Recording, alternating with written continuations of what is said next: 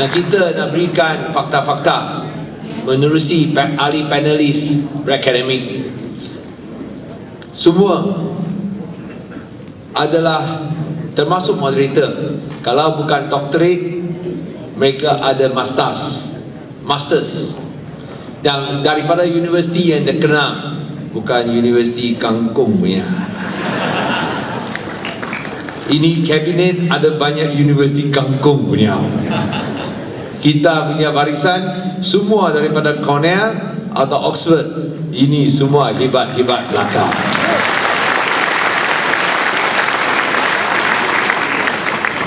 Dan inilah wajah masa depan baru, bukan sahaja untuk negeri Pulau Pinang, tapi untuk seluruh negara Malaysia. Sudah tentu pilihan raya umum yang ke-13 merupakan pilihan raya yang paling bersejarah di negara kita, di mana ratusan yang keluar mengundi, 85% adalah yang tertinggi dalam sejarah negara kita dalam 56 tahun ini. Syabas kepada rakyat Malaysia. Sewaktu kita menang 51% undi popular, kita hanya dapat 40% kursi parlimen saja. Dan ini yang saya rasa sungguh tidak logik sekali. Ketidakadilan dan taktik kotor jelas kelihatan di Perak.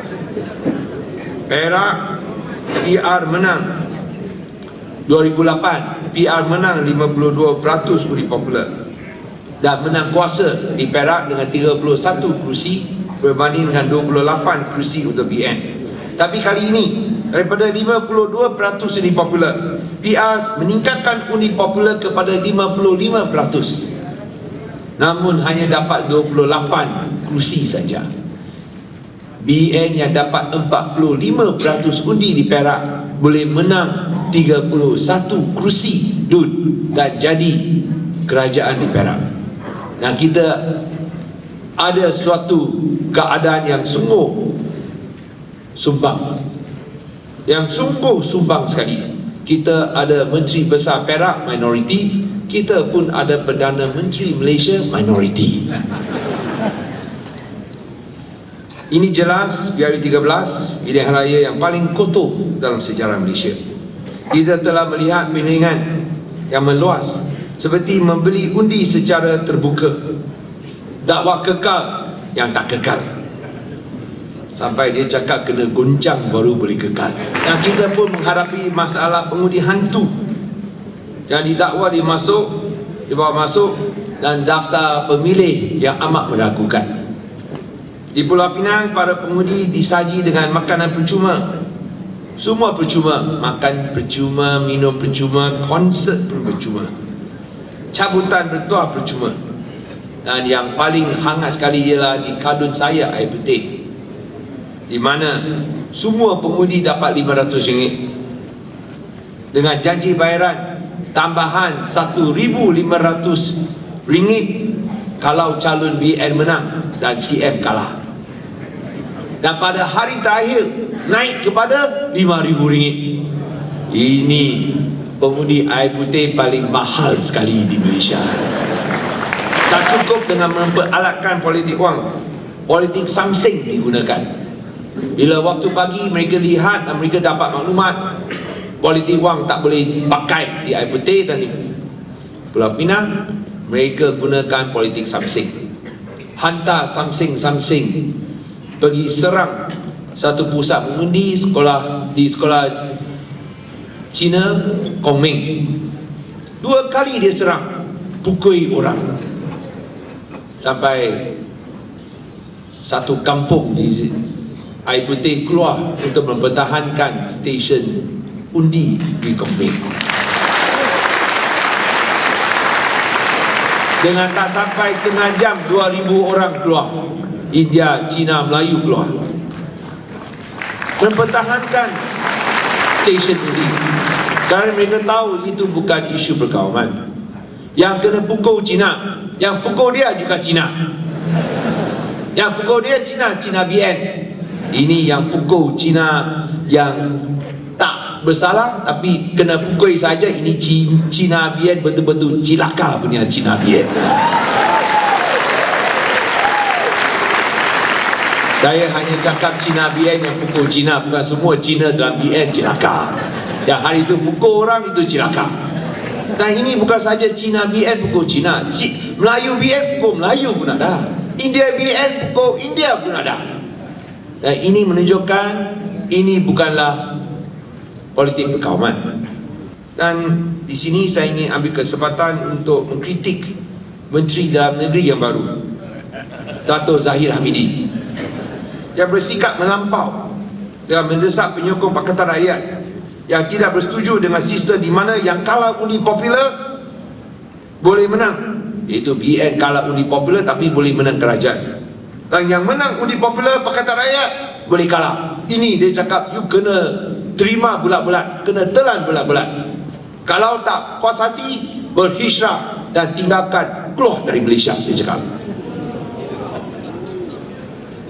Kalau inilah logik seorang menteri dalam negeri macam ini, kalau yang kalah tak boleh terima, keluar negara, adakah beliau akan menggalakkan penyokong BN di Pulau Pinang kena keluar daripada Pulau Pinang? Betul tak? Pengundi di Kelantan kena, penyokong BN di Kelantan kena keluar dari Kelantan, dan pengundi di Selangor juga kena keluar daripada Selangor, termasuk Zahid Hamidi sendiri yang duduk dekat Selangor. So ini tak masuk akal, tak masuk akal langsung. Mengapa selalu bila kita mempersoalkan sesuatu yang tidak ada, dia cakap keluar negara, berhijrah pergi negara lain? Kepala otak dia. Dan ini saya nak kritik dan kecam dengan sekeras-kerasnya. Kerana kalau ini pandangannya, saya rasa beliau telah menunjukkan beliau tidak layak jadi Menteri Dalam Negeri Malaysia. Ini tidak masuk akal, dan saya harap beliau boleh betulkan pandangan sedemikian. Kerana belum jadi Menteri Dalam Negeri satu hari, tengok dia punya intelek, dia punya maruah sudah merosot. Ini memang mendukacitakan. Pakatan Rakyat tidak akan bersikap demikian. Pakatan Rakyat menghormati prinsip demokrasi. Tidak seperti BN yang bersikap dengki dan membalas dendam terhadap pengundi yang sokong Pakatan Rakyat. Seperti Menteri Besar Terengganu menarik balik semua kemudahan yang diberikan kepada rakyat dalam 4 kawasan parlimen yang BN kalah kepada PAS. Itulah yang saya kadang-kadang tak faham. Dia cakap tsunami Cina, tapi Terengganu ada Cina kah? Kalau Terengganu tak ada Cina, mengapa BN boleh kalah? Mungkin ada hantu dekat sana lah. Kenapa Menteri Besar Terengganu tarik balik kemudahan, minta pembangkang yang menyokong PR? Oh, you kena cari kemudahan sendiri. Takkan mereka tak bayar cukai? Kalau you tak mau berikan kemudahan kepada kawasan pembangkang, kawasan PR, adakah ini bermakna penyokong PR pun berhak untuk tak bayar cukai kerana you tak mau berikan kemudahan kepada mereka? Ini adalah satu sikap yang kejam dan zalim sekali. Saya nak tahu di mana agama izinkan sikap sedemikian. Jangan cakap apa-apa agama, saya percaya. Agama Islam, agama Buddha, agama Kristian, agama Taoism tidak membenarkan sikap kejam macam ini. Saya nak tahu apa agama yang benarkannya. Boleh bagi tahu sama kita tak, Barisan Nasional? Di Pulau Pinang, PR Pulau Pinang tidak akan bersikap dengki tak balas dendam macam BN. PR Pulau Pinang akan bertindak adil kepada semua. PR Pulau Pinang akan menjaga semua tanpa kira kaum, agama dan latar belakang politik.